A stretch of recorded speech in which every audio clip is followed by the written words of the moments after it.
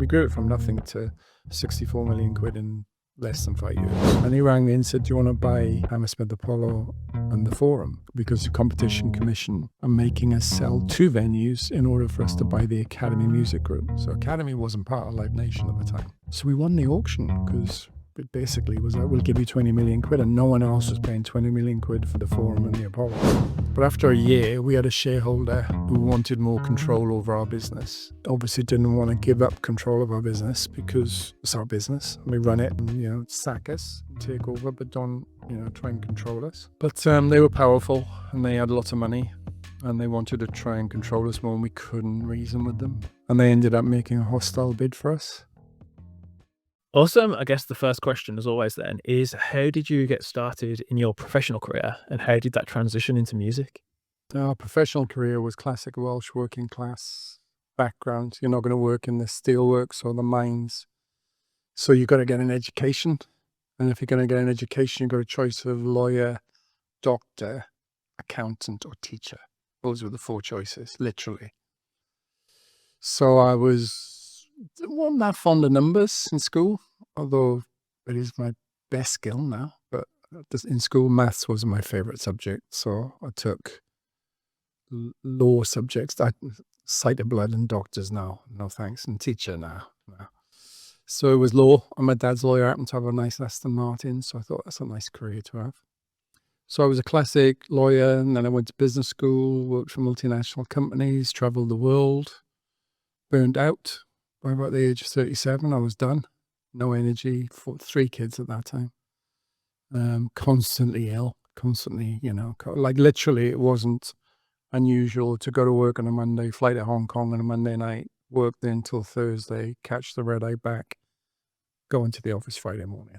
And you might see someone on the Friday that you saw on the Monday and they'd be like, how's your week been? You've been to Hong Kong and back for 2 or 3 days.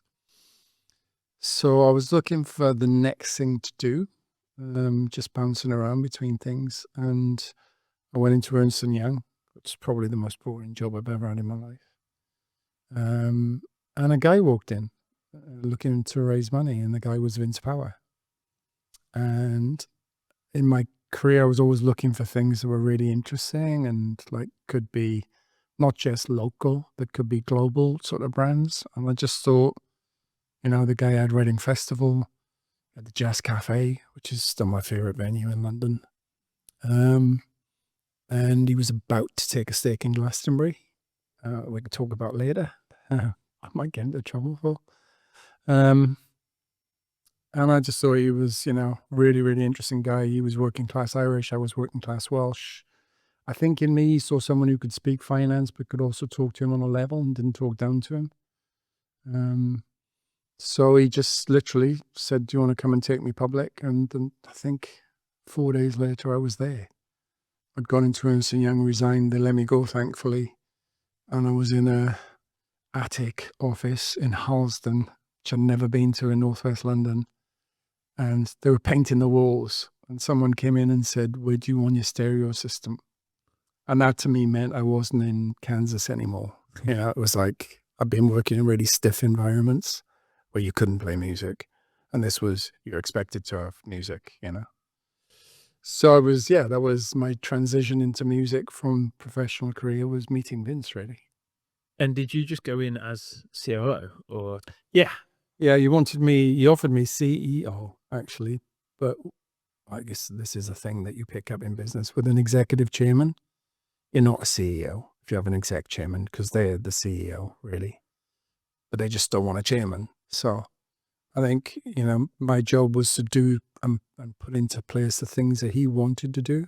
He was going to have the ideas and get the deals, and I was going to make them happen. So COO was a much better description to me than CEO.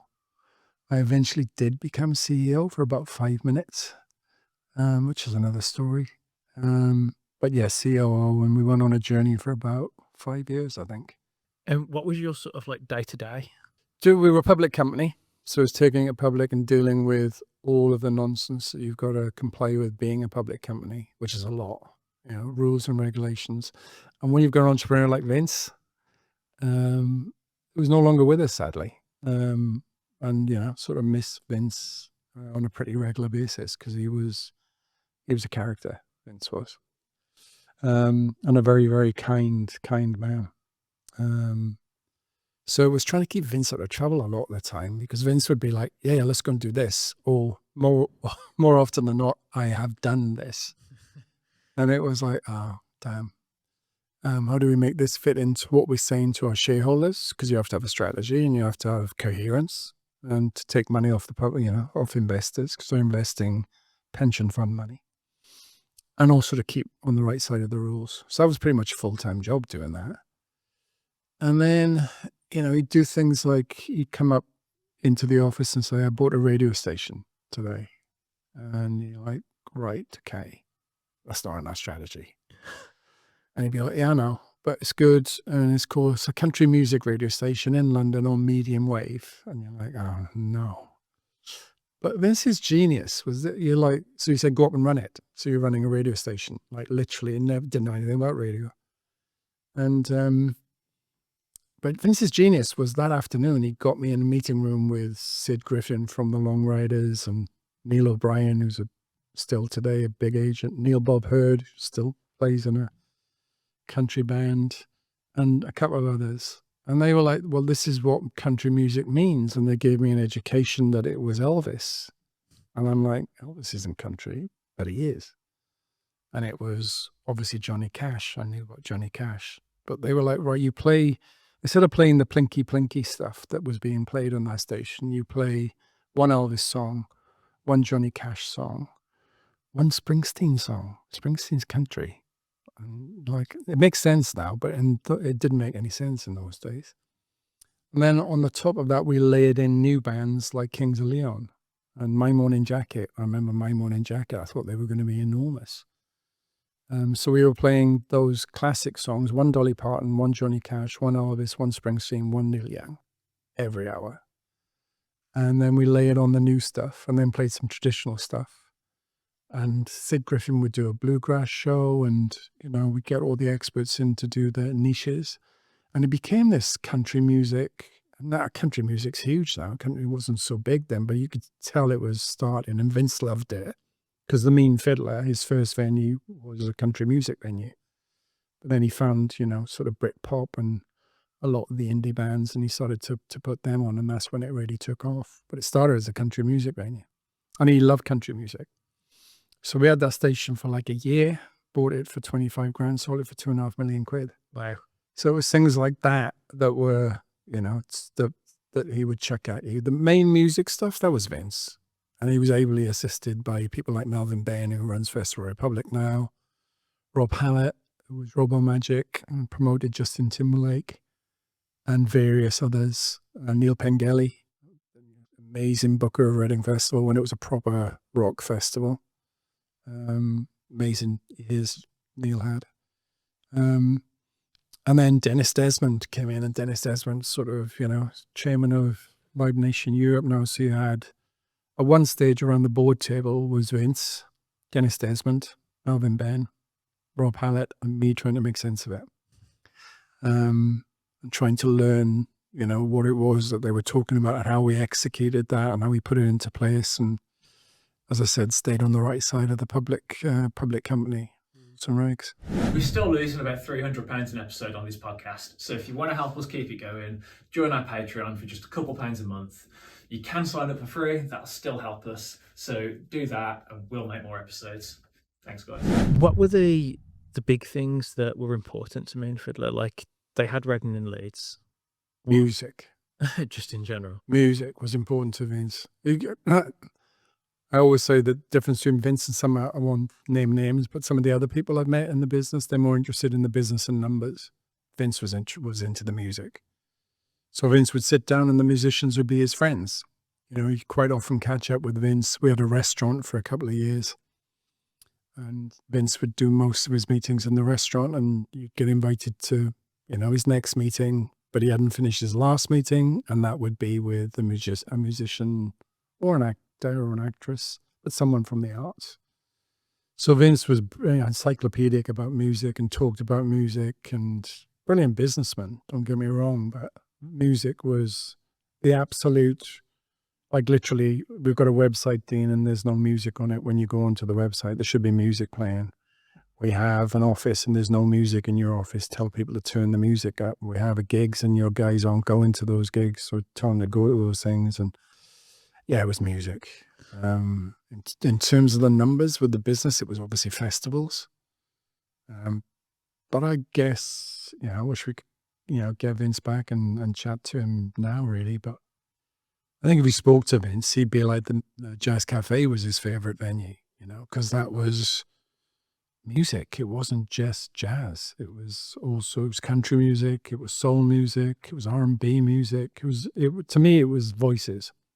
You'd go to the Jazz Cafe and you'd sit there and you'd be about 12 yards from a voice, and an amazing voice, or amazing drummer, or guitarist, Ginger Baker had his 70th birthday party there and brought Stevie Winwood on to stay. And it's still one of my favorite shows of all time. Stevie Winwood came on stage for Ginger Baker's birthday party, and you're like, I remember playing him in the car when I was a kid, and there he is, and I'm 12 yards away. So yeah, it was music. Festivals drove the P&L, and it was festivals, it was ticket sales and F&B sales, because we didn't really do much sponsorship at the Fiddler. Sponsorship really, hadn't developed in the way that it's developed now then, and Vince didn't much like sponsors anyway, because he wanted to do it his own way. So I guess it was music ran through the veins of the business. What were the other aspects of it then? Because you had the Barfly chain, you had the festivals. Barfly came later. Oh, did it? Yeah, Barfly was Mama, which we can come on to. But the biggest venue we had was Astoria, which is about 2 and a bit capacity, 2 to 2,500. Astoria 2 was underneath that. We had GAY. So we had GAY Bar and GAY Late at the time. We had the Borderline, we had the Garage, we had the Jazz Cafe. Anything else? Probably missed something. And then festivals, it was Reading, Leeds, the Flower. The Flower was sort of international. At that time we did Phoenix, and we didn't do Phoenix. We did Homeland with Darren, which was a competitor to Creamfields. Right. We did that then. And then the one that, no one really knew about at the time was our stake in Glastonbury, which was, I think you've got to give credit to Vince and Melvin, really, for creating, I'm going to get in so much trouble for this, for creating the modern Glastonbury. Glastonbury was always there. Michael Eavis, an amazing job, obviously, setting it up. But the time that we got involved, Glastonbury was in danger of losing its license. It was full of, pretty unsavory incidents and, unsavory crowd maybe. For what, the people that attend now probably wouldn't wanted to have gone at the time. And I think they struggle a little bit with artists. You had Reading, which was a powerhouse, If you look at if you pull up the lineup for Reading 2000, it's a who's who of rock and roll. And it was proper rock and roll festivals, as I would call it.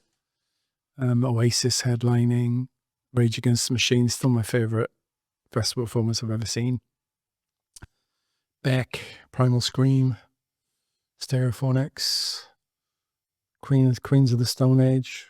I'm probably missing a few. Foo Fighters. Foo Fighters played that year as well, probably 3rd on the bill or 4th on the bill. And Glastonbury was not that. It wasn't getting that depth of talent. It might get some decent headliners, but I think the depth wasn't there.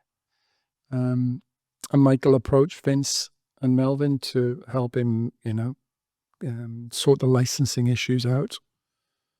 And I think the main thing was that they built the fence. And the fence is still there, and it goes around the perimeter, which means you can control the crowd and control who's coming in and how much they're paying to get in, and then what happens when it's there. And I think the modern Glastonbury then has become, from that point, I think it's just grown and grown and grown and grown now. Why wasn't his involvement public at the time? I think it didn't serve anyone's purpose, really. I think Michael would have wanted that to be known. I think he's admitted it since then, and I think he refers to it as the devil, the deal with the devil. I think he refers to it. which I find deeply unflattering, obviously, and but that's his opinion. Yeah, I totally disagree, and would say so very strongly to him.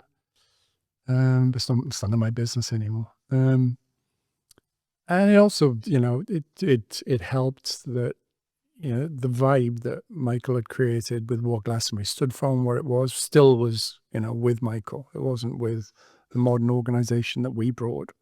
The vibe and the brand he created. So it was useful for everyone that continued that way. And the bands were still playing it, playing the festival for slightly different reasons than they would pay a commercial festival, because they get paid less, obviously, to do that. So that suited everyone's purpose. And I think one thing the Fiddler taught me, taught me many things, but one of the things it taught me was that it wasn't about ego. It wasn't about, look at us, look at what we're doing. It was about creating these things, making money from these things, and putting good shows on. And Vince always said, no one's more important than the business. There's no one, and he even included himself in that, which wasn't true. But his mantra was, no one's more important. No one's above the company. No one's above the business. No one's above the collective. And that played really well into my sort of upbringing, because I played on sports teams all my life. I played rugby for, as high as you could play at the time that I played. Wasn't quite professional in those days, but you did get paid in whilst playing rugby. And that fitted well with where I'd been taught that it was about the team. It was about how you performed, not about how you felt and what your, how your sort of role in the stardom was. As hard as that is sometimes, it has to be about the team. And that continued then into my post-Mean Fiddler. Where did this decision come from to sell to Live Nation? It was Vince's decision. I think, again, I'm reading into it, but I think I'm entitled to an opinion on it. Some people would disagree. I think Vince had a lot of assets, but never had a lot of cash, because the cash always went back into the business, because he self-funded the Mean Fiddler, and there was no bank loans in the Mean Fiddler. There's no bank debt in there, tiny little bit. But a business that size would probably have had 5, 6, 7, 8 million quid of bank debt, and then there was none in that, because Vince didn't do bankers, because they'd try and tell him what to do. And he wouldn't do that. So when Dennis Desmond bought into the business, 2003, I think, Vince suddenly had some money in his pocket, and he quite liked it. Because he had 38 dependents, Vince. Right. But counted them one day, because we were there in the 38 dependents. So there's a lot of money going out, Again, the most generous man in the world. You wouldn't find anyone more generous than Vince. So, yeah, having cash in his pocket for the first time in his life, probably. Decent living, obviously, but this was proper walking around money. I think changed him. I think, holidays to Dubai and, 7-star hotels in Dubai and doing things like that. I think it took his foot off the gas a little bit, changed him, and he got a little bit into, well, maybe I would sell this. And in 2004, when he gave me particularly the chance to look at trying to sell it for him, and we went to the city and put in place a process, which is another story for another podcast, that went on a while, that triggered the fact that it was in the market for sale, which triggered Live Nation's bid for it, which ended up being a better option than the city option that I'd put together, which is why I left, essentially, because the city option wasn't viable anymore. So Vince went down the route of selling it to Dennis Desmond, effectively, because Dennis Desmond, still chair of Live Nation Europe, and brought Live Nation to the party, and Live Nation bought what is the core of their business now in the UK, because you still got Melvin running the festivals under Festival Republic's banner. I think that's probably the core of what they do in this country.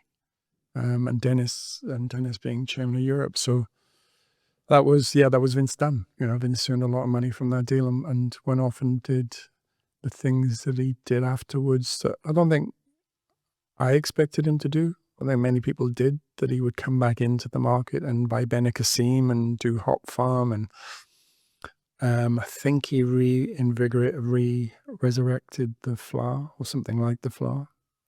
I think it was called Vice. So we didn't expect him to do that.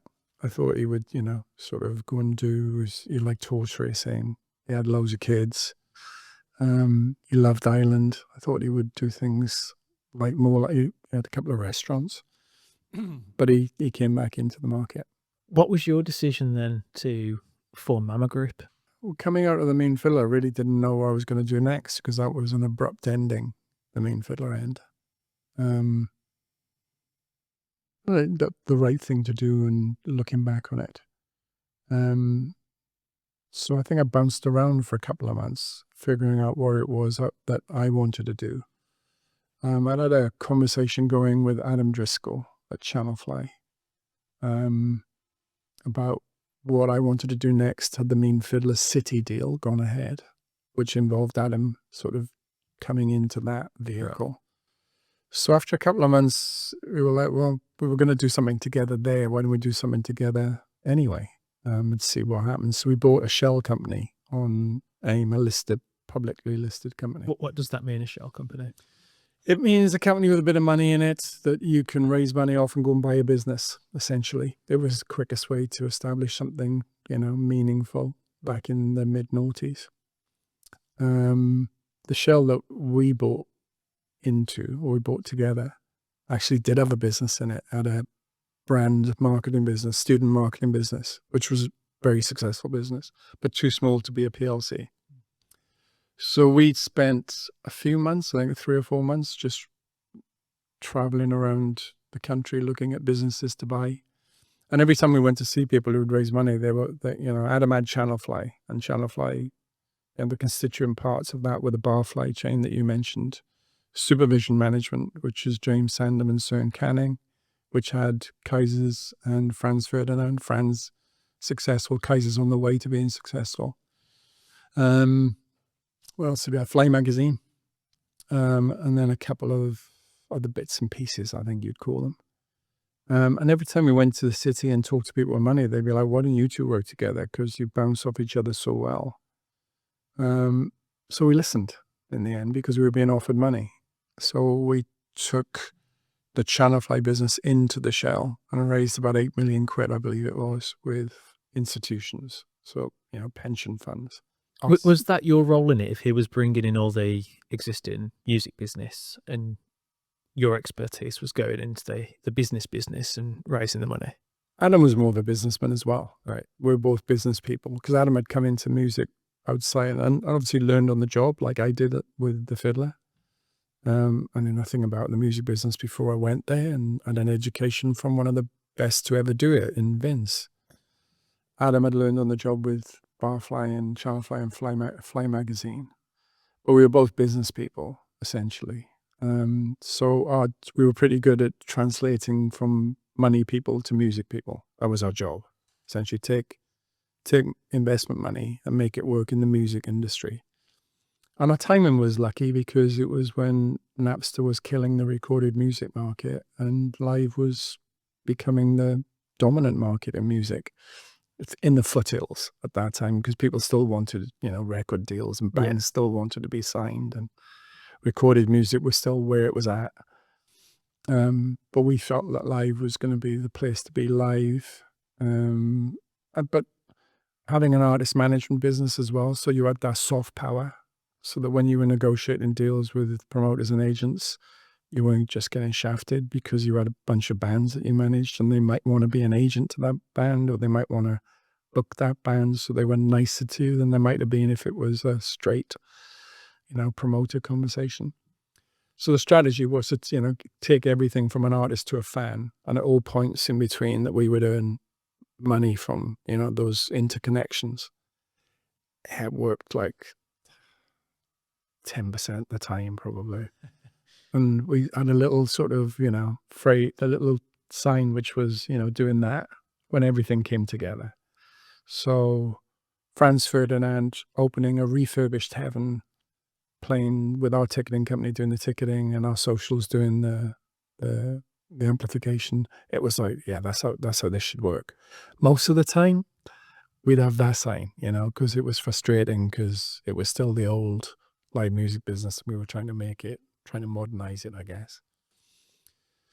So yeah, we started that pretty shortly after the Mean Fiddler. I think it came out of the Mean Fiddler in February 2005. By the time it was all done and dusted, and we went into what became Mama Group in April 2005, and we floated it, or refloated it back on the stock exchange in December 2005. Because we heard or saw the Freights reverse takeover when we were looking. Yeah, it just means that Channel Fly was bigger than the Shell. Then That's just a simple thing. Channel Fly had more revenues and more profits than the Shell did. But the company in the Shell Campus Group became part of Mama as well, and remained part of Mama until 2014, I believe, 2015. So yeah, when you merge two companies together and one's bigger than the other, they call it a reverse. Just means there's a whole bunch more paperwork to do, and it's a bit more of a ball ache. But does, unless there's a gigantic company taking over a small company, it doesn't really make much difference. So what was the plan then to keep growing? That was the thought we're going to open more venues? Was the thought we're going to launch festivals? As you'd know from your own journey, you start out on a journey and where you end up is entirely different from where you intended to end up. Yeah, we're going to have this holistic artist management, manage agency. We'd buy an agency business. We'd buy a promotions business, or then we'd have the venues business, and we'd have a festivals business, and we'd have a ticketing company, and we'd have a merch company. Then we'd do our own socials, and we wouldn't need anyone else. That's where we started. And we spent 2006 looking for deals and nearly ended up merging with Sanctuary, but thank God we didn't. And it's important to say at the outset, when you start this journey, you started with people. Adam and I started the company, and, we sat in the same office for 8 years together doing it. Was it 8? No, it's 5. Felt like 8. And, but you had, Jeremy Ledlin and B. Ross were running the venues. You had James and Cern at supervision. Steve Budd was there, producer management. John Mack, who's now the booker of Reading Festival, was a young kid in the office at the time. So you're starting a journey together. And Gavin Aldrich was running campus, and Gavin's still my business partner to this day, So off we went, nearly merged with Sanctuary. We looked at probably 100 deals in 2006. And it was a go-go time. Economy was doing well. Global financial crisis was about to hit in 2 years, but no one knew that at the time. And then we got, I'd stayed in, I'd always had a good relationship with Dennis Desmond, stayed in touch with him. And he rang me and said, do you want to buy Hammersmith Apollo and the Forum? Because the Competition Commission are making us sell 2 venues in order for us to buy the Academy Music Group. So Academy wasn't part of Live Nation at the time. So we want to sell one of Hammersmith Apollo, Brixton Academy, and one of Shepherd's Bush Empire and the Forum, because they're the same caps. 5,000 cap with no seats in Hammersmith, 2,000 and a bit to 250 probably in both the other 2 venues. And of course, when we first looked at it, we were like, well, we'd quite like to have Brixton Academy and Shepherd's Bush Empire. And it was pretty apparent that they weren't really for sale, that they wanted us to buy the Apollo and the Forum. And we'd owned the Forum and the Mean Fiddler, so I knew the venue pretty well, so there was no fears there. But Hammersmith Apollo was different. It was like, what is that venue? It's not a rock and roll venue. Is it a theatre venue? Is it a theatre? Is it a rock and roll? But the more we looked at it, the more we liked it, because it was so, a key factor in any, running a venue is an arithmetical equation. It's utilization, how many times you're open, average attendance, because you don't want to be open to 2 people, spend per head, how much money can you take out of their pockets when they're there, and your gross profit margins, how you manage those, which is your management team. And running a venue is pulling one of those levers. There's usually one lever that's going wrong with one of them. And by and large, it's the utilization. So we looked at Hammersmith. Utilization was great. Average attendance was great. 600,000 people a year went through the doors of that place. But the spend per head was £3.03. And that's what we zoned in on. So we did, long story short, we did a deal very quickly with Dennis and Live Nation. Paul Latham was there at the time. He was great. in helping us get that done. We raised 20 million quid with our shareholders to do it, because we didn't have a problem raising money, because they liked us, and we'd kept them in touch, and we'd nearly done Sanctuary. We got a lot of publicity for that, and I think a lot of kudos for not doing that deal, saying no to deals, So it was a quick deal. We did it in March 2007. So it took 3 months from first phone call to actually signing on the dotted line. Wow. What was the process when you speak to the investors? Are you doing a pitch, a presentation? You start off with a presentation and a pitch, and then, once we did that and raised the first money, we just used to go and have a cup of tea with them. You'd do a cup of tea, or Andy Bruff, one of the investors, we used to go and have a bacon sandwich with him in Smith's, which was hard because it was 7 a.m. and you don't really get to bed very early in the music business, as you know. But by the time we'd got to the Hammersmith Apollo deal, it was one phone call. This is, we said we'd do a bigger deal. We said we'd want another check. This is it. Can you give us 4 million quid? And I think 3 or 4 of them put 4 million quid in, and then we went and got the other 4 from somewhere else. But I think the clever thing we did on that, it was an auction process, right? So Hammersmith Apollo, like Bill Kenwright was in for it, Mint Group were in for it, AEG were in for it. So we weren't favourites to do that. But because I knew Dennis and I knew what deal we'd done with the main fiddler, I knew that he'd taken on GAY, Borderline, Jazz Cafe, Garage, and obviously the main fiddler in Harleston. And I didn't think he really wanted them, because it wasn't core to what he wanted to do. They were just about to take on the Academy Music Group, and they had the festivals. That's enough of a core business for anyone. So I said to him that we would give him 20 million quid, because that's what he wanted, but we want the other assets thrown in as well. And you can split the consideration any which way you want, like 14.6, 13.7, 13.5, 6.5. Whereas everyone else was like, what's it worth? 13.21564, So we won the auction, because it basically was like, we'll give you 20 million quid, and no one else was paying 20 million quid for the Forum and the Apollo. But we were also getting the other assets that we really thought we could sweat and were more core to our business and more relevant to our business, because medium size was perfect for us. So the only thing that scared us was that Hammersmith was so big, and we'd never run a venue of that size before. 2000, in my experience then, didn't run the Astoria. And Barflies was 600, the biggest one. 200 more, sort of most of them, 250.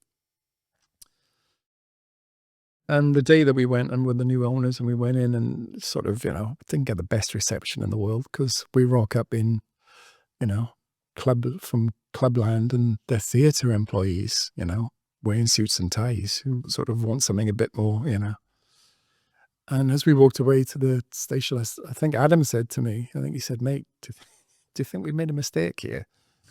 We think we're going to end up with egg on our faces? Because it was high profile. And I was like, mate, your dad was a pound shop trader before he wrote a children's book and, that became successful.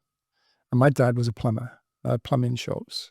And we were brought up that way. If we can't do better than £3 and 3 pence, then we won't shoot in. Because I'll stand there myself and sell them things, So the whole thing was like, right, you run the venue the way you've always run it, because you've a way better job than us running Barflies in terms of, procedures and policies. And we'll look after the commercial side. And, so we'll change a bar from a popcorn bar into a beer bar. Try and get people in the venue earlier. So say that you've got to pick your ticket up at 7, otherwise you can't pick it up. So then you're in there drinking for an hour before the show starts, and you're not in a pub down the road. Simple things, but Vegas does it perfectly. Vegas gets you into venues, sells you things. That's where they make all their money. Yeah. So it was like, can we negotiate an interval with the artist? Because there wasn't a bar in the auditorium. For rock gigs, put a bar in the auditorium so people can drink when Kings of Leon are playing. Obviously, they're not going to drink in there when Jimmy Carr's playing, because you don't want people getting out of their seats. And then, staff rooms turned into sandwich bars. All sorts of things that we could do to make more spend per head than we were making. And I think when we sold it for 3 times more than we paid for it, we were doing about £7 £6.73, I think it was, spent per head, which still isn't, amazing, but it was a lot better than £3. When was that roughly? We bought it in March 2007. We actually took the keys in June, but the deal was done in March. And we sold it, tap the table. We sold it in, I would say, May 2012 to AEG. It's a funny story because AEG were absolutely raging that they didn't get, and we'd beaten them in this auction program. They couldn't figure out our little upstart business like Mama could beat them to an auction. So they rang us, and I got on, Rob Hallett was there at the time, and I got on well with Rob. And he said, can you come out and meet Tim Lewicki in Coachella to talk about, Hammersmith Apollo? And it's like, Coachella, I'd never been. Of course I can come. And we went out, and they picked us up from the hotel in a car and took us into the car park and put us in a golf buggy. And as we drove in, we were passing all the queue. Cameron Diaz was in the VIP queue, and we passed her, literally drove past her. And Adam and I were usually quite miserable, focused on business and numbers. We didn't, we didn't take drugs. We didn't drink that much. We didn't party that much. I looked at him and said, mate, we've got to enjoy this because we'll never be here ever again in our lives. We'll never be passing Cameron Diaz in a miniskirt in a queue. Because if they buy us, we'll be in that queue at best, the VIP queue. If they don't buy us, we'll never be invited again.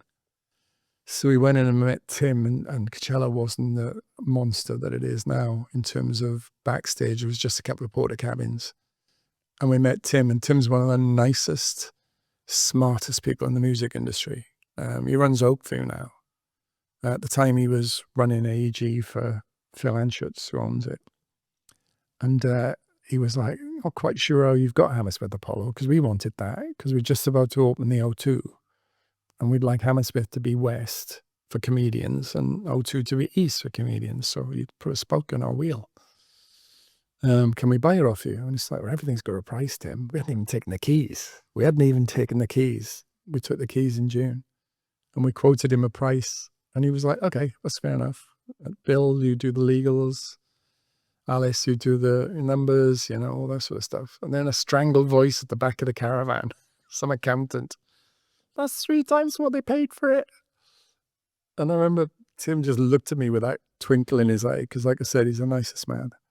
And we were like, tell us the price. We're here to make money for our shareholders.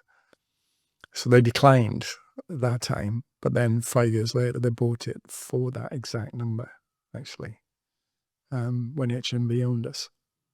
So yeah, it was, one of the privileges of your life to be the custodian, which is what I call us. People used to say, oh, you own Hammersmith Apollo. I'd say we're the custodians of Hammersmith Apollo. Because if you think about its heritage, Bowie killed Ziggy Stardust off on the stage in Hammersmith Odeon, as it was. Queen did one of their most famous film gigs in Hammersmith Odeon. The police drove a tank down the street and shut off the whole area when they were at the top of their game. So I had this amazing rock and roll history, and one of my favorite ever shows there was Mott the Hoople.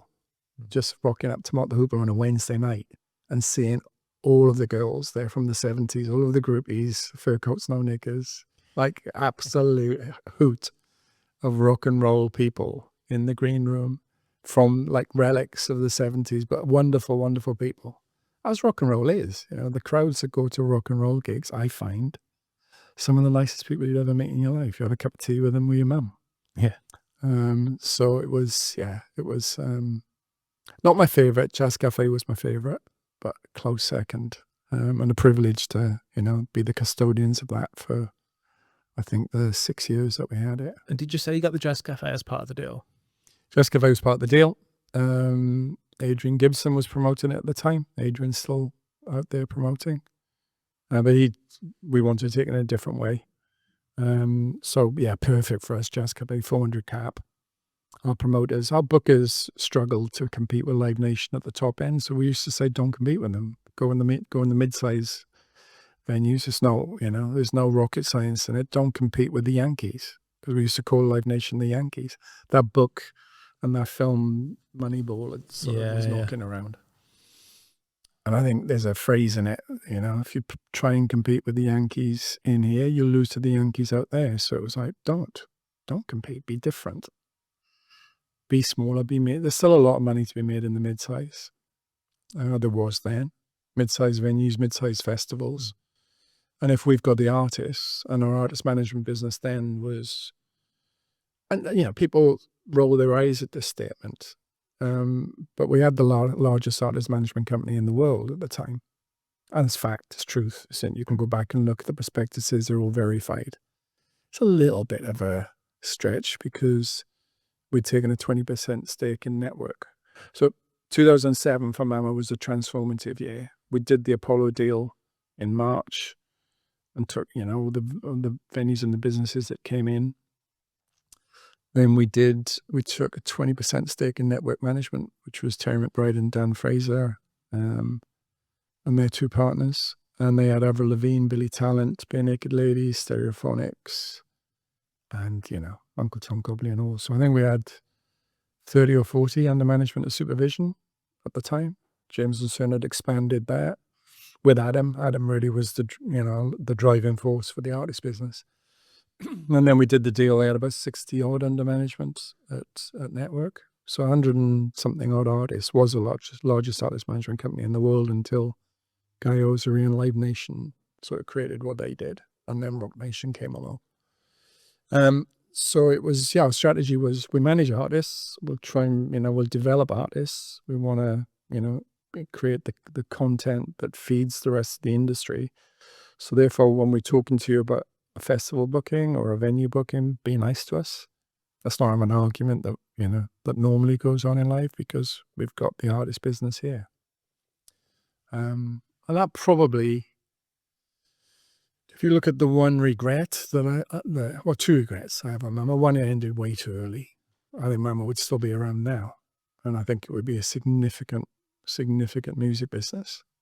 So it ended way too early. And two, we never quite got to do what we wanted to do with the artist piece of the business because we'd decided to go out and raise $100 million to invest in artist talent. And we never quite got that deal done. Not because we could have got that deal done, but the rules of being a public company meant that we went into a process, which is again another story for another podcast, which meant we couldn't complete that deal. But if we'd done it and we had a $100 million investment fund and there was more to come from that, we would have created these independent music companies that have money to invest in catalog now. But we would have been investing in catalog at the point of creation by investing in new artists or artists who were coming out of deals, artists who had some success but didn't want to sign for another major label. And that then would have fed into the live music infrastructure. And we had a deal done to buy into Bowery in New York, which would have given us our US presence. That would have been some company. Mama, Bowery, Chug Entertainment in Australia, plus the Artist Fund. That would have been some business. And it was there. It was there to do if we hadn't have been a public company and run into the takeover roles like we did. If you're enjoying this episode of the podcast on Spotify, please give us a 5-star rating. Amazingly, only 2.5% of all the people that regularly listen to us have given us a rating, and it would massively help us get more guests more regular. So if you're enjoying it, give us that rating and we'll get back to the episode now. When did it come in? When did HMV come into it? It started, when was the final, the Nadal-Federer famous final? I remember it because Adam and I sat in my garden because we'd had this approach from HMV. So I think that was July 2008. So the Apollo deal was just over 12 months old. And we just bought Global Gathering. And we were about to do our first Global Gathering with Kanye West. Well, I didn't even know who it was at the time, I have to be honest.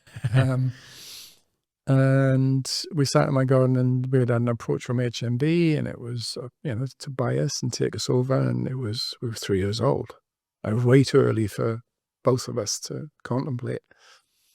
So we went back to them and said, you don't really want to be in the artist business or the merch business, but you do want to be in venues and festivals. So why don't we put all our venues and festivals into one company? You buy 50% of our business, and we'll have a 50-50 joint venture. And we like 50-50s rather than 51-49s because it makes you work harder at the relationship. If you're 50-50, no one bosses the other one. So you have to work and get on. It's like a marriage. Whereas a 51-49 is always a boss, you know? Yeah. So we went back to them and suggested a 50-50, and that deal got done at the end of 2008, actually January 2009. And we ran that as a joint venture for just over a year, with them being our partner. And it was great, you know, because record sales were still important at the time. So we have a new band like White Lies, great rock band, their first album. James, the manager, comes to us and says, can we do anything with our new partners at HMV? We ring them up. Our fresh relationship, it was like a minute old. And they agreed to rack White Lies album number 3 in every store throughout the UK, regardless of chart position. White Lies sells 16,000. I got a weird autistic memory for numbers. White Lies sells 16,000 albums, got a number 1 album. Fresh new band. They think we're great. The manager thinks we're great. Everyone thinks HMV is great.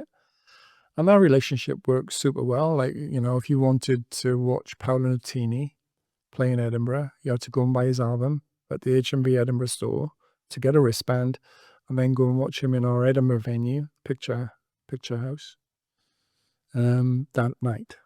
That works so well because they'd be selling albums, playing in our venues. We'd be getting the food and bev. We'd be getting the kudos, and the artists would love us. So much so that Live Nation came and complained to me that it was unfair competition, which made me laugh my ass off. Because, you know, if you don't play their festivals, you don't play their venues, don't play their festivals sometimes. I'm not saying that happens all the time. So it was working really well. It was a great, and they're really nice people. Everyone at HMV was, you know, super nice, and it was, as partnerships go, it was an example of one that worked really, really well. And I don't think they ever wanted to buy us. I'm really trying to make this super short because this could be like, you know, a long, long story. But after a year, we had a shareholder who wanted more control over our business. And we obviously didn't want to give up control of our business because it's our business. And we run it, and, you know, sack us and take over, but don't, you know, try and control us. But they were powerful, and they had lots of money, and they wanted to try and control us more, and we couldn't reason with them. Different reasons, but we just couldn't reason with them. And they ended up making a hostile bid for us. And you're like, you read about this in magazines. It happens in, you know, novels or films. This doesn't happen in real life. What are you making a hostile bid for? You can't run it without us anyway, you know. But they obviously felt they could. But actually they didn't, because they backed out really, really quickly. But when someone makes a hostile bid, it puts into place a whole chain of events that when we went for advice, were advised that we would have to follow. And it would cost us about £1.5 million in fees for advisors to follow that process. And you're like, I'm not being, you know, being funny, but we would quibble someone flying to the States business class, you know, rather than going economy. We were that tight on expenses at Mala. Because your profit is what you live and die by in the city. And spending £1.5 million, you know, on fees when, you know, it was just, you know, to us, it was out of the question. So we needed a white knight to come and bid for the company instead of the other mob. And HMV were already in business with us. Good relationship. I don't think they wanted to. But I think, you know, we all looked at it, and the best solution was that HMV would buy the company. And whilst they were good owners, in terms of people, in terms of processes, and in terms of getting on with them, they were brilliant to work with. But sadly, they ran into they had huge, you know, working capital and debt issues. And 2 years, these things always happen in December.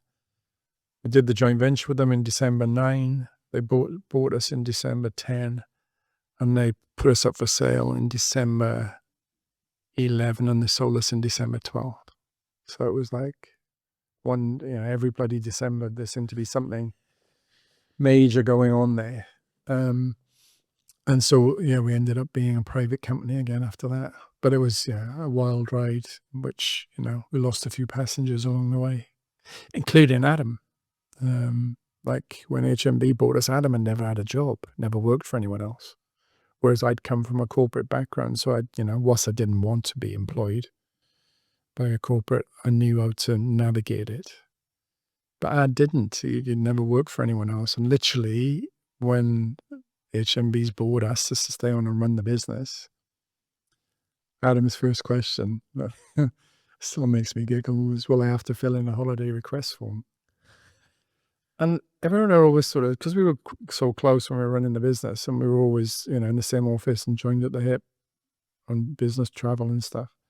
What's the difference between you two? It was like, well, Adam's the nice, calm one, and Dean's the excitable, up and down one. It wasn't really that at all. It was that thing. The difference was absolutely laid bare to me on that day, because I'd said, well, I have to fill in a holiday request form, and if I do, I can't stay. Because he liked to work from Cornwall, he liked to work from the Alps, he liked to, travel and work. And he had a young family. Whereas my head was like, there's no flipping way I'm filling a holiday request form in. Good luck. You need us here to run this business. Go fire us if you want to. I'm not filling a holiday request form in. Good luck chasing me for that one. That was my mindset. But Ad wasn't, he was more like down the line. If I've got to fill one in, I don't want to be here. So literally, HMV bought us, and half an hour later, I was sat there on my own. And my partner had left the building. And then you're like, this is like, being just here without your compadre. Yeah, it was a tough transition. That just make the whole thing less enjoyable. Yeah, definitely. It was definitely less laughs afterwards. I think, it was highly stressful. We grew that. And when you think about what we did now, you don't, blow your trumpet, but we grew it from nothing to 64 million quid in less than 5 years. That's amazing. And properly grew it with some really good businesses in there. And like what we did with Hammersmith Apollo, we refurbished the garage and brought the garage back as a proper venue. Borderline, same thing. GAY went from a bar and a club to heaven. And we did that. We bought heaven off the administrators and put GAY in and refurbished it to make it look, we copied the Williamsburg Music Hall. Because I'm always like a fan of nicking good ideas from elsewhere. We built the Edinburgh Picture House. We built the Birmingham Institute. We built Manchester Ritz. We did some really, really good things. But God, it took a toll. And the stress, I think one of the things when it was like, do we sell the business or not? Like, and I was like, no. And Adam was like, I'm hooked up to a heart monitor because I've had a heart scare, and you're in hospital in the States with a brain scare and you can't fly back. Mate, I think it's taking its toll on us. But the way we dealt with that was to laugh our asses off in certain situations. That we had some of the funniest things, like literally laugh until you cry. Barely laugh until you cry. Some of the situations we ended up in Vancouver and Coachella in LA, just in the office, sat in the office on a rainy day in London. So it was a lot of laughs and a lot of great people and the camera. I think, I don't know, you'd have to ask someone from Mama. I think anyone who worked at Mama in those days speaks super highly of it and what it was like and the journey we were on and how much fun we had. How were you able to buy it back? Blimey, it's a tough one. Well, they put us in, they couldn't sell it themselves. If it was just a bunch of shops, we wouldn't have been involved, but it's a people business. Was it HMV was struggling because CDs just weren't selling? Yeah, and their working capital was stuffed. So they owed the bank a lot of money, and we were worth about 70 million quid. That was, what was on the books for. So you were the successable part at that point. Yeah, we were the most successful way to save part. it.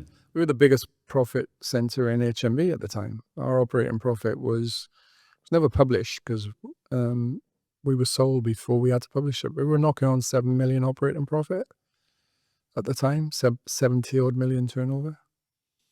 Yeah, the business had real momentum when we sold it to HMV, and we continued that momentum. And I had two really happy years there. once I'd got over being on my own without a ad, it was like, I'm saying, you know, I remember going to see an executive coach because I was a bit fed up. And he was like, oh, let me get this right. They just paid you a load of money. You're doing the same job. You're still CEO in the entertainment music business with the same staff. I don't quite see the problem here. And the minute he said that, it's like a coach in rugby. I went back and told it, I'd use the same speech to everyone. Like, look at the opportunity. You know, you could be head of IT for HMV. You could be the finance director of HMV to all the backroom staff. And then to the people who were there, you know, the James and Soon, go and get more artists. JY, let's go and get more venues. The first 18 months, 2 years with HMV, the bank account was open. So we did do things with them. Some less successfully than others. As it's a rock show, we did, one of the things that you have to mention your failures as well as your successes. We did High Voltage, which was a classic rock festival. And we did it in Victoria Park because we had the site. Now, if you're going to put a classic rock festival on, you don't put it on Victoria Park. Not then, probably not now. But we did. And we had a whale of a time at the two editions that we ran. ELO and ZZ Top headlined year one. Ronnie James Dio and the rest of the band, Black Sabbath band. I think Ronnie James Dio had died. They did a memorial for him at one of the things. Hawkwind played. Some of the members of Genesis played. Def Leppard played. It was amazing. And, guitars and groupies everywhere. I loved that festival, but it cost us a fortune. But then, we did a really good job of expanding GAY. We did an amazing job of expanding Global Gathering and God's Kitchen, doing festivals in Eastern Europe and Korea, when everyone else, literally doing a festival in St. Petersburg in Russia. Because we had a really good tobacco deal. Lovebox became a force in the calendar. Global Gathering was punching above its weight despite Creamfield's competition. Great Escape became what Great Escape became. The leading industry festival in this country. And we started Wilderness. Wilderness is what Wilderness is today, and it was successful from the off, really.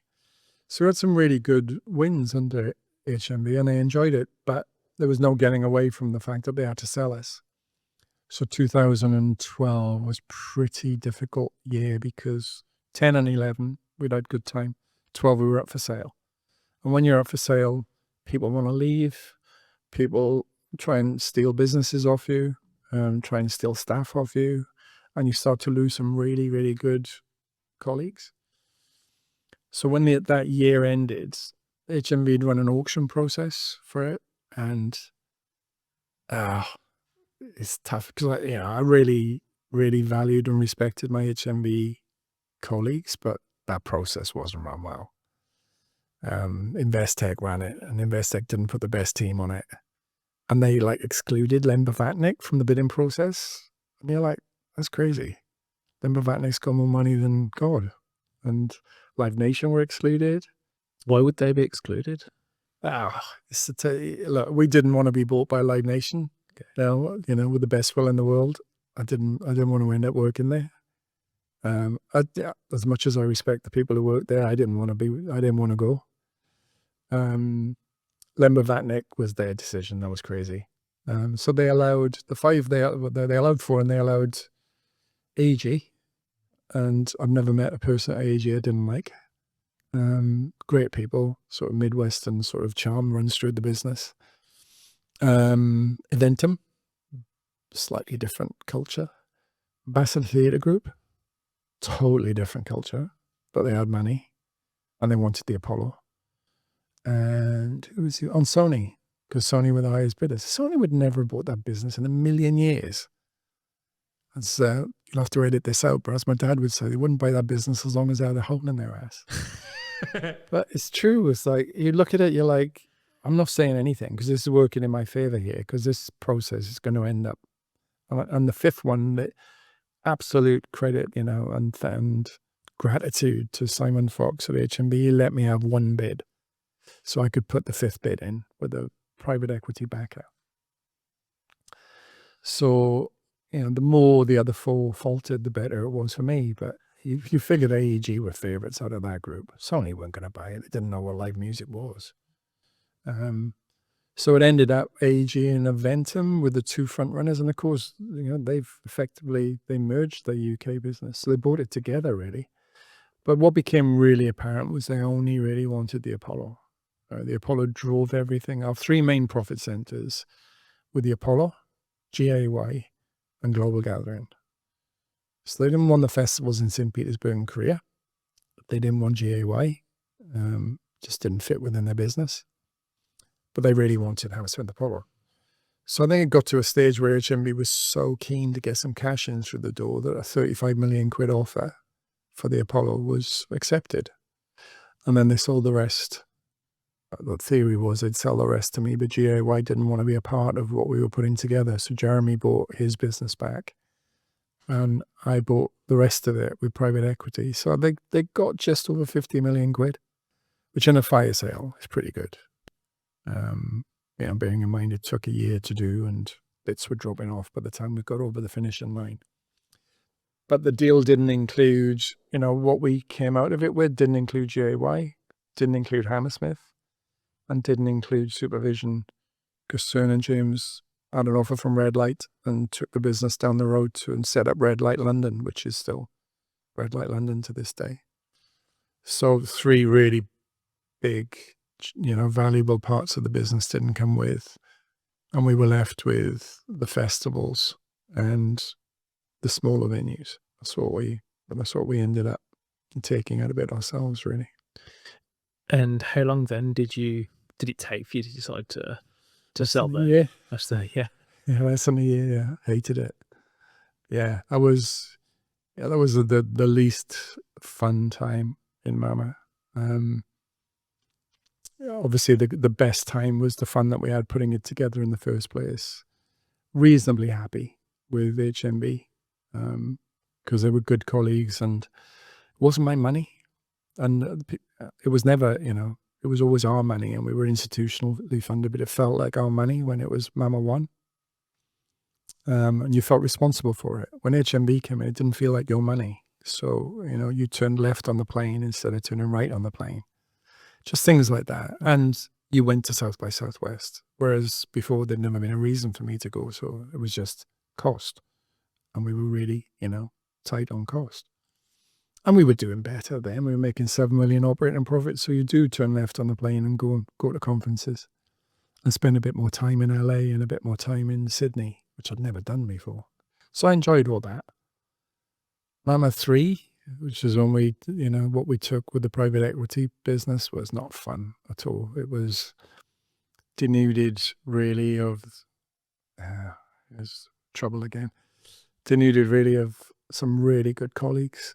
If you look at who we lost, Adam had gone 3 years before James and Cern had gone, Jeremy Joseph had gone, John Mack had gone, Kirsty McShannon, my head of legal, had gone, who's my right arm.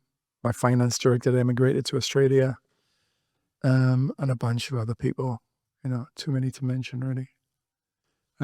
So what we ended up with, and my fault, isn't it? It's nobody else's fault. I take the full responsibility. I just don't think it was the right partners with the right people and the right equity partners. It was just not fun. It was just like arguments pretty much from day one. It takes two people to make an argument, so I take my responsibility for it. I was right in there, rolling my sleeves up, having the arguments.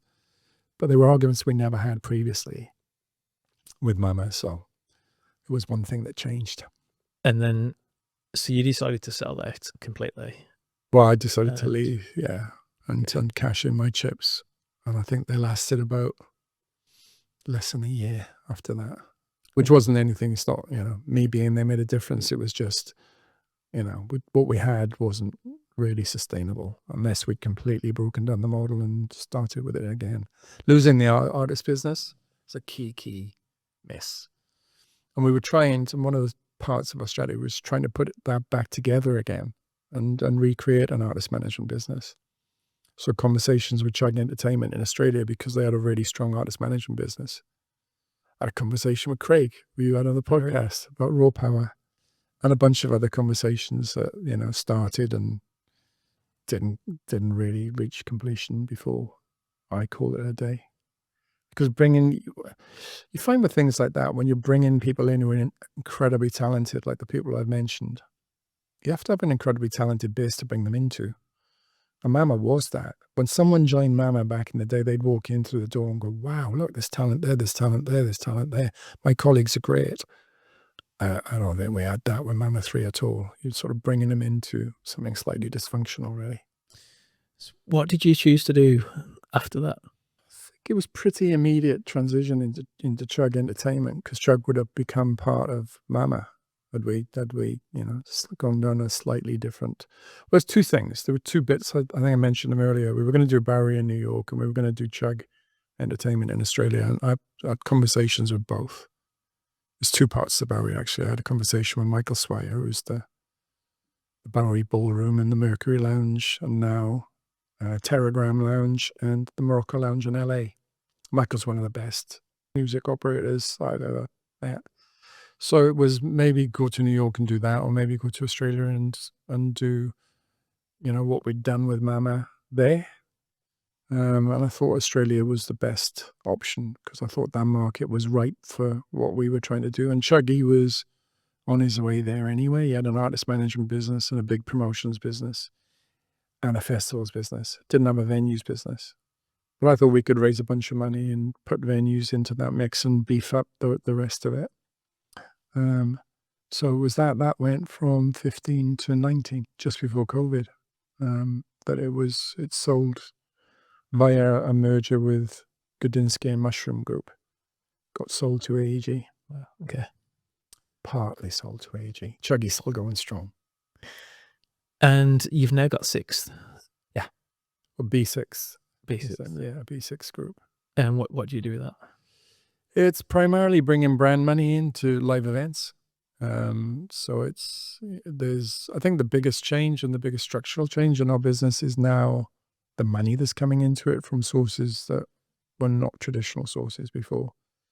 So there's a ton of investment money coming in. You saw that, KKR and CBC were the biggest beasts in the jungle for us finance types. They came in and spent 1.2 on Superstruct last year. And there's a bunch of others following them in, buying catalog, a lot of them, but there's other deals getting done. A lot more money coming in now that's done. And there's a load of brand money coming in, because how else do they reach that audience? They don't. That audience doesn't watch. Millennials and Gen Z don't watch TV with ads. They don't read newspapers, magazines. You get them online, but if you want real credible connections with them, the best way to do it is through music or live entertainment. We're doing a lot of experiential stuff and a lot of immersive entertainment stuff. So, which is a huge market too. So it's wider than just music. So the first hire we made was a brands expert. So we took Nilofer Fowler in from WPP, and she's, been there, got the t-shirt for how big brands spend money on campaigns, because she's done a lot of them. So the brief with Nils is to get that big brand money in to do different things in music, not just plaster your name above All Points East. Right. Or British Summertime. It's like, let's do a different event in a different place, in a different space, and work with artists in a different way. So we've got, one of the conversations we've got is with the tile yard community about how we bring brand money into those artist relationships that they develop. And that's where I think, if you look at the brand market, if you look at the live music market, if you look at live entertainment, if you look experiential, they're huge markets, and they're all growing at double-digit compound. So that's where we want to be with this business, essentially. And we have offices in London, a big office in Sydney, small office in LA. But if I was to bet, I think most of our time in the next 5 years we spent in America, because that's where there's huge opportunity. LA's only been open 15 months and it's doing some great stuff. So yeah, we'll spend quite a bit of time in the States, which is no bad thing. Yeah, I don't blame you. I'd spend all my time there. Well, yeah. Well, thank you so much, man. I mean, that is an absolutely fascinating story of just turbulent success. Like, It's been interesting. It's amazing. It's been it's been absolutely awesome listening to it. There'll be this one will be calm. Yeah. Have you got any advice for anyone that wants to get into the music industry? Yeah, get into it. It's the best time. Literally, like when we got into it, we had to explain what we did. And we almost had to go into investment firms and say, forget everything you've heard about the music industry, because it was all bad press. Napster was destroying the business. But it was destroying labels. It wasn't destroying live. It was, if anything, it was helping live. So we'd be like, right, forget what you've read. This is why we're different. Now, and I know, kids getting into it would be like, why am I interested in what finance types do? That's where the money comes from. Money to invest in businesses, money to grow businesses that provide employment for everybody else. So the people that you want to work for, or, Godspeed if you want to set up your own business. It's the best environment now. You don't have to explain what we do because everyone goes to a live show. Yeah. Like this summer was ridiculous. Like, people were going to Oasis or Glastonbury or Coldplay. Everyone was going to a live show this summer. And so it's in the vernacular. I'm going to explain why you would choose it as a career. It's a good career choice because it's a growing market, and I think it's going to be around for the foreseeable future, and it's going to be growing for the foreseeable future. And, what better way to earn a living than to work in a creative industry rather than go into a grey office block and work in insurance. Apologies to all people who do work in insurance. Completely agree, man. I did myself. Well, thank you so much for coming. Pleasure, mate. Thank you to everyone that's listened. If you want to watch us, we're available on YouTube. Please follow, rate, and review wherever you get your podcasts. We'll catch you next time.